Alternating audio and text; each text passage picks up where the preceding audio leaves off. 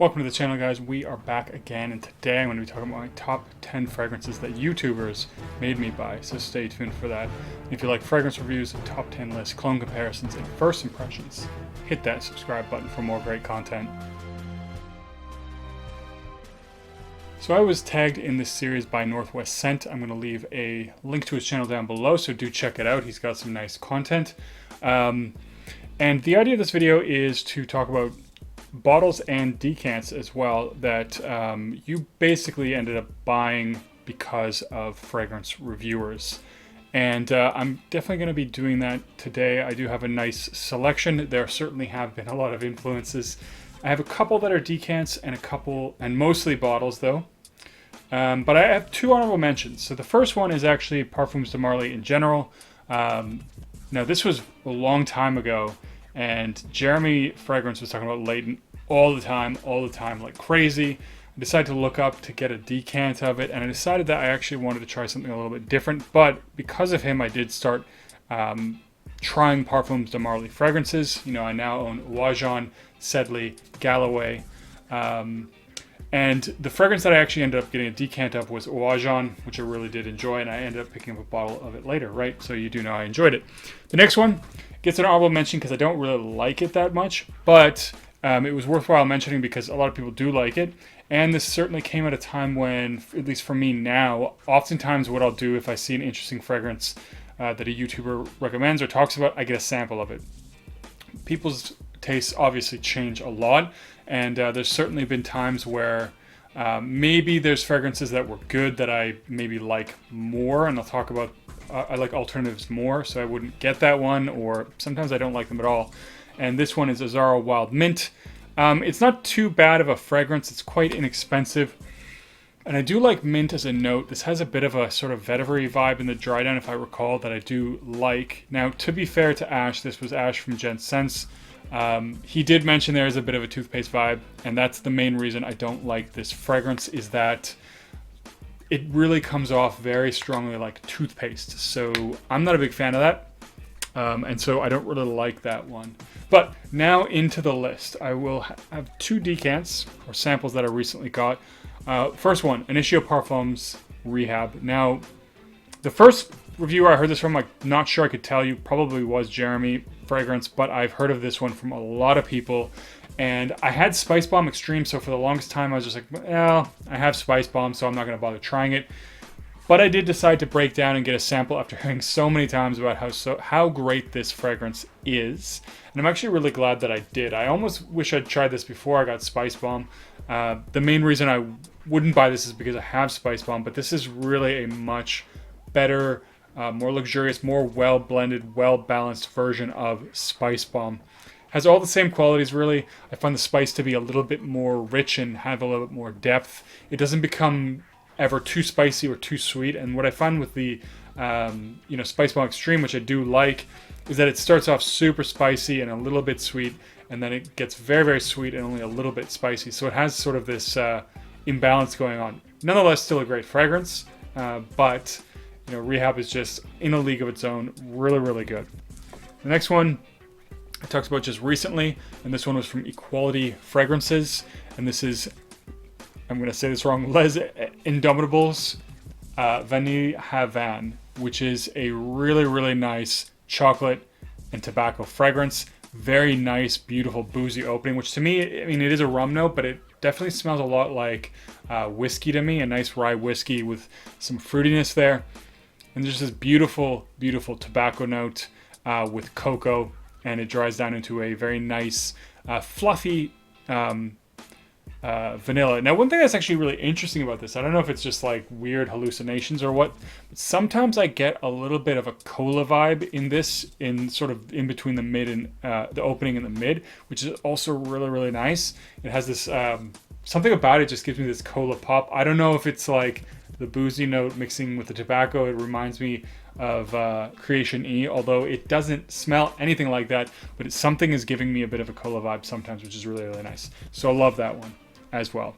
Now, into the bottles. The rest are actually bottles, so there's been a good amount. A couple of them, I know I bought them from YouTube reviewers, but I don't remember who for just a couple of them, and one of the ones I don't really remember who was Ombre Leather. You know, I'd heard so much about this one, and I think I wasn't a huge leather fan at the time when I picked this one up. And I did get a decant first. So this is one where I did sample before I buy it. And it's just such an easy to wear, pleasant leather fragrance. For anyone who's like wanting to dip their feet into leather, check this one out. I think it is probably the easiest, most mass appealing one. Beautiful sort of clean suede that is, you know, it's a little bit sweet. And it's not too aggressive, even though it is very leather forward. And, you know, it just dries down. It gets a little bit sweet. I do sometimes get a little bit of a powderiness in the dry down, which I'm not a huge fan of, but it's not always there. But it's just a nice, laid back suede leather and slight, very slight sweetness. Easy to wear, great fragrance. Now the next one, crisp from Fragmental, but I will say that this is the Parfum Cologne version of Creation E. And he talks mostly about the Parfum, although he speaks also very highly of this one. But he spoke so highly about that, the Parfum version, that when the Parfum Cologne came out, of course, I decided, you know what, I'm just going to try this, and I blind bought this. And it is actually a really, really nice fragrance. One of the best sort of masculine tobacco fragrances. Easy signature scent, I think, for the fall, winter. It has this, you know, slightly boozy cola opening. I don't get tons of the cognac in this one, but it does have a slight booziness. Nice fizzy cola vibe. Beautiful, like, rich, dry tobacco that turns into, like, something about, I think, the vanilla and the tobacco and the dry down. This one gets a little bit like a bit of a cocoa-y tobacco vibe that I actually really enjoy as well. And so this has a very nice, sensual touch in the dry down. There's a little air of mystery, of course, with the name Enigma or Creation E.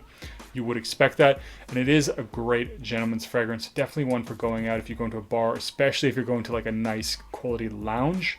Beautiful fragrance. But like I said, in general, this is a really, really good fall winter signature scent for men.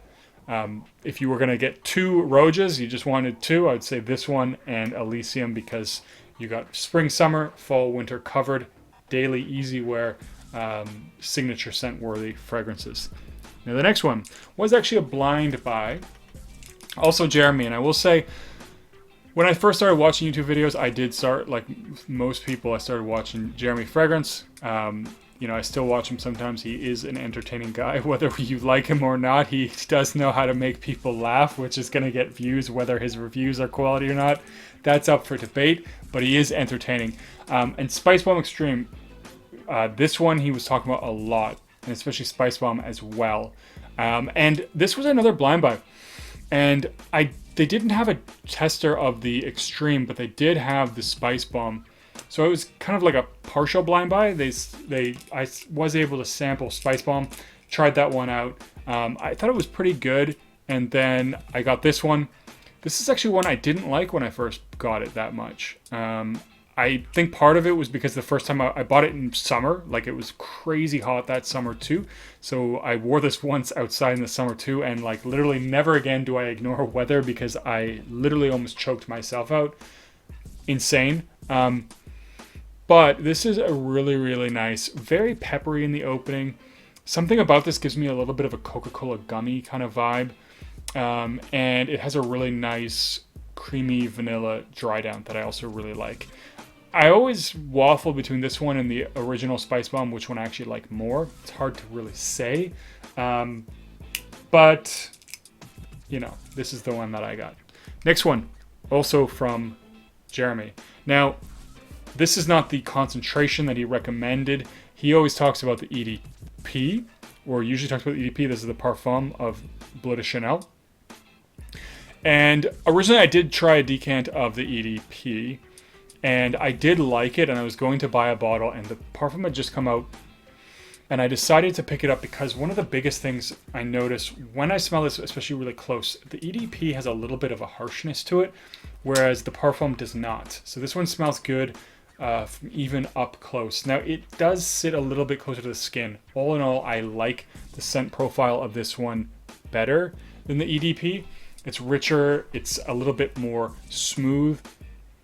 It's just actually a very pleasant fragrance. I still really, really like this one, and it is one that I need to wear a little bit more. But you know, if you want the best mixture of performance and projection, and smell, then the EDP is actually better. This one does not project very well. It does sit very close to the skin. Even though it does last a long time, it is pretty close to a skin scent. Do really enjoy that one though. The Dolce line is fantastic. It's definitely, you know, like I said, for the scent alone, the Parfum is my favorite. The best mix of performance and scent profile is the EDP. Okay. And the last one, the very last one that Jeremy recommended, this is one of the first bottles that I also bought as well. And I really had to hunt down for this one, and is Dolce Gabbana one EDP. Now, I remember seeing his video about this one. You know, he said it's better in every way than the EDT. When I first went to the store, the Dolce Gabbana store that was near me at the time, I tried this one. They had a tester of this one. I tried it, and I mean, I was just blown away. This fragrance was so amazing the first time I tried it. It really just, you know, it's the kind of fragrance that I could just sit there and appreciate, and it was just so, so nice. You know, this is a beautiful, slightly sweet, has a little bit of grapefruit in the opening. Not overly citrusy though, but just this beautiful aromatic tobacco fragrance that is just so well done, so timeless, so easy to wear, so easy to like. And I actually found that, so all they had was the EDT. And I did try the EDT, and I actually found that I don't really like the EDT that much. Nowhere near as much as this one. You know, some people go the other way, they prefer the EDT. Personally, I prefer this one. I just find it a little bit deeper, a little bit richer, and it does perform a little bit better. Though ultimately, the performance in this one for me isn't horrible. It's about 6 hours, which for most cases, that'll do the trick. And you know, it's not a super expensive fragrance, and when I love the smell the way that I do, I don't care that it isn't the best performer. It performs okay. You know, it performs enough that it's worth the purchase too. And you can get this one for a pretty decent price, so not too bad in that respect. Now the next one I actually got a sample first, but it did lead eventually to a purchase of a bottle, and that's from Big Beard Business, and that's Black Phantom. I still remember when he was hyping this one up, and frankly, I hadn't really sampled tons of niche fragrances at the time, and I did manage to go to a Killian boutique, and they did give me a sample of this and Straight to Heaven. And this was another one that I just was blown away when I first tried it. Like, I don't think I'd ever smelt, the closest thing to a really full-on gourmand that I'd ever smelt was Wajan, which is fairly gourmand, sure. But this one is like really caramel, chocolate, slightly boozy opening. Has this nice almond note, a little bit of coffee. I get a little bit of bitterness. But just this beautiful, fluffy caramel. Very, very well put together. Absolutely legendary fragrance. I think this is one of these great sensual date night fragrances. I'm not as in love with this fragrance as I used to be, which is fine. I mean, obviously moods change, but I still do actually think this is a really great fragrance. And yeah, I really enjoy this one. So, Black Phantom. Now we're into the top two. This next one is also another one. Unfortunately, I don't remember who I originally heard this from, because I'd never heard of this brand before. It's Gallagher. And someone mentioned Rosé All Day. And this is one that, actually, I did get a sample of it first. I did get a sample of it. And I think as soon as I smelt it, I knew I was going to buy it. And this is, to me, this is the best apple pie fragrance. So if you think of fragrances with the apple pie DNA, you have Wajan, Ombre Narguil, Paco Rabanne 1 Million Privé, Angel Share. They all have they're all similar DNA, even though they all smell different from each other. You know, they all have that sort of apple pie DNA. This one actually has an apple crisp note. So it's very rich, very deep, very luxurious. It's very thick smelling too. So it is one that really, for me, I would only wear in the fall and winter. So beautiful, so well done. There's a bit of a plum in here that gives it a nice little bit of depth.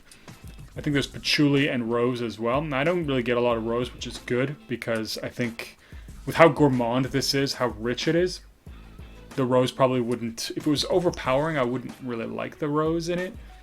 But man, this one is just, it's so good. Really, really good. Again, if you like that apple pie DNA, try this one out for sure.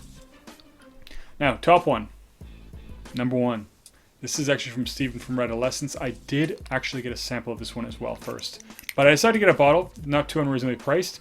And it is overall a fairly nice fragrance. So actually it's really good. And that's Saddle.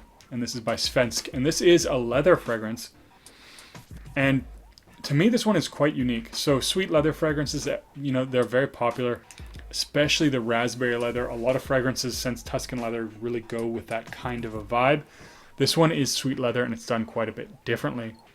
It's butterscotch and leather. And butterscotch for me is actually the most prominent. I still remember reading some of the Fragrantica things after watching Steven's video, and I think maybe what he said too, I don't really remember what he said about this one. Really was expecting it to be really a punch in the face with leather. And it's actually very well blended with the butterscotch. So I can appreciate the leather a lot more now, having worn it more, also having been around more leather fragrance, but it has this very nice, supple, luxurious, high-quality leather that smells very slick, and it is designed to smell like a saddle, which is going to be a high-quality leather. And then it's enveloped in this really, really nice butterscotch vibe. And I don't know a lot of fragrances that have butterscotch in it, so that does also make it quite unique. And to me, it's a more unique take on a leather fragrance. So also really enjoy that one.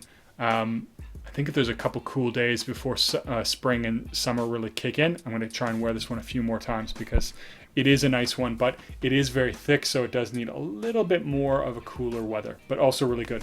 So anyways, that's it. That's the 10 fragrances for me. As you can see, I was influenced heavily, at least for me now at this stage. Especially because I have a lot more fragrances, I always make sure to sample first, but there are tons of decants that I could talk about that I've decided to try out because a YouTuber talked about it quite highly.